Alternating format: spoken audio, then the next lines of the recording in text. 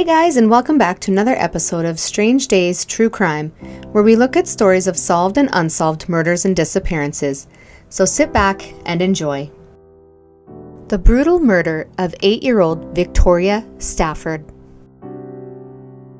Victoria Elizabeth Marie Stafford, was also known as Tori, was born on July 15th of 2000 to her parents Rodney Stafford and Tara McDonald. And Tori would also have an older brother named Darren. Tori's parents would later separate. In April of 2009, Tori and her brother would live with their mother and would move to a new house in Woodstock, Ontario, Canada. Tori was described as being a loving and sunny little girl who was very close with her brother. Tori also owned a Shih Tzu named Cosmo, which she adored. On the night of April 7th, Tori had decorated her new bedroom with Bratz dolls, Disney Princess, and High School Musical posters. The morning of April 8th, 2009, started off as any other day. Tori headed to school at Oliver Stevens Public School. After school, the plan was for Tori and her 10-year-old brother Darren to walk home, as it would be their first time walking home from the school to their new house. Before Darren was to meet up with Tori after school, he had walked some other younger students home as they lived right beside the school, and he would then go back to the school to look for Tori. But he could not find her, so he assumed that Tori had just walked home on her own. Once Darren had arrived home, he realized that Tori was not there, so he headed out on his bike to look for her, but he could not find Tori anywhere. Tori's mother Tara would call several of Tori's friends asking if Tori was with them or had seen her, but none of them had. At around 6 p.m., Tori's grandmother reported 8-year-old Tori missing. Many volunteers searched for Tori, but she could not be found, and the ground search was called off 5 days later. It wasn't until April 9th, police watched the surveillance cameras from a high school down the road, that they would get their first clue in the case of missing Tori. The footage showed Tori walking down Fife Avenue with an unknown woman at 3:32 p.m., and many tips would come into the police about who the woman was that was seen walking with Tori. It did not appear that Tori was struggling, and Tori's grandparents would offer a $10,000 reward for the return of Tori. On April 10th, police appealed for the woman seen in the video to come forward, and Woodstock Fire Department would use rescue boats to search for Tori.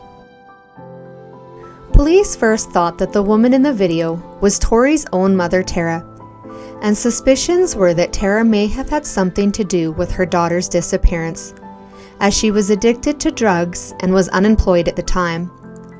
Tara had also not gone out searching for Tori and had waited 2 hours to report her missing. Many began to question why an Amber Alert had not been issued for missing Tori, to which investigators stated that the information that was given did not meet the requirements for an Amber Alert to be issued. On April 12th, police arrested a woman on an unrelated warrant. The woman was 18-year-old Terry Lynn McClintock, but she had no connection to Tori's disappearance. Then on April 15th, Tori's parents would take a lie detector test about their daughter's disappearance and pass. A sketch would be released of the woman in the video on April 21st, and Tori's father Rodney believed he may recognize the woman, but her mother Tara did not believe that she recognized the woman in the video.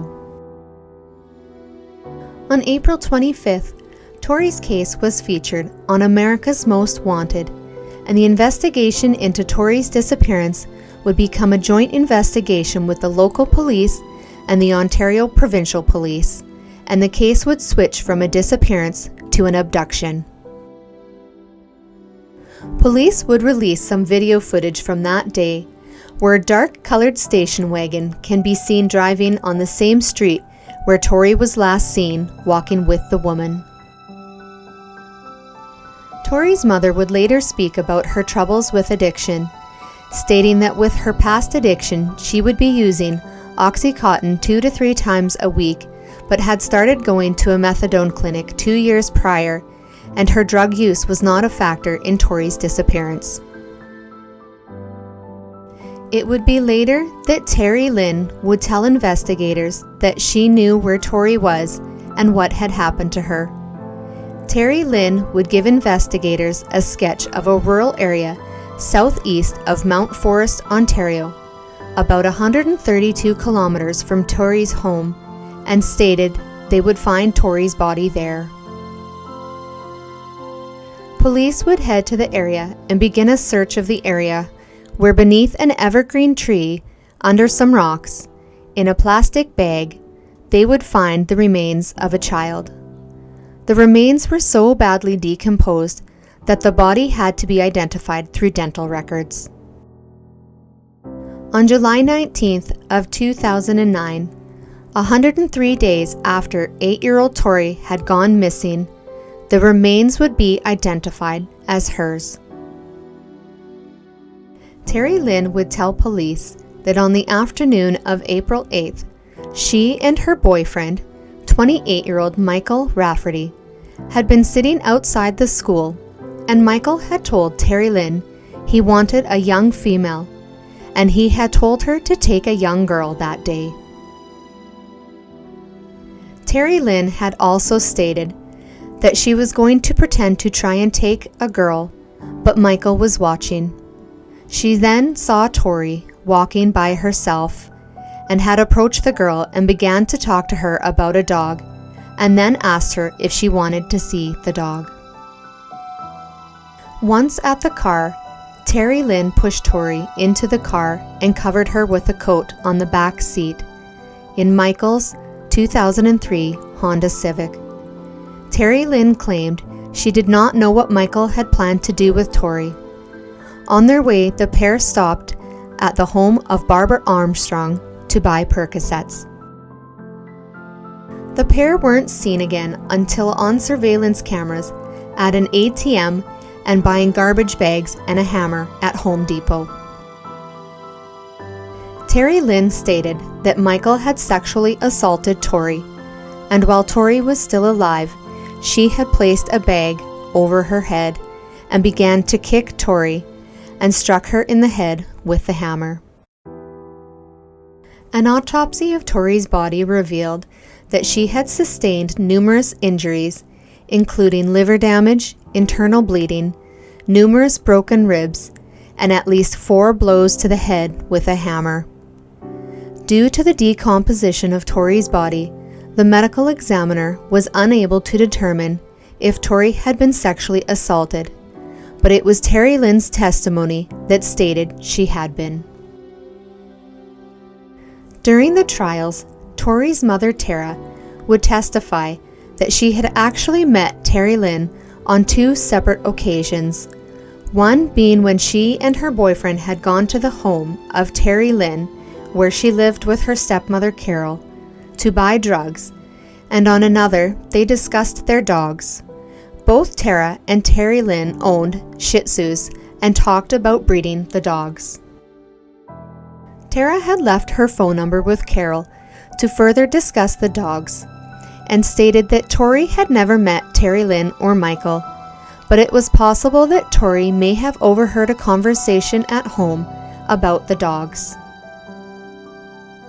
Terry Lynn had stated in her confession that Tori was chosen at random, but also included details of how she lured Tori away by telling her she had a Shih Tzu in her car and asked Tori if she would like to see it.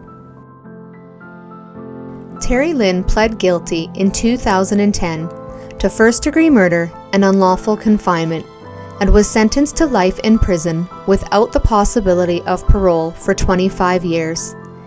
In 2018, Terry Lynn was transferred to a healing lodge in Maple Creek, Saskatchewan, but her stay was not long as she was sent back to an Ontario prison. Terry Lynn will be eligible for parole as early as 2024.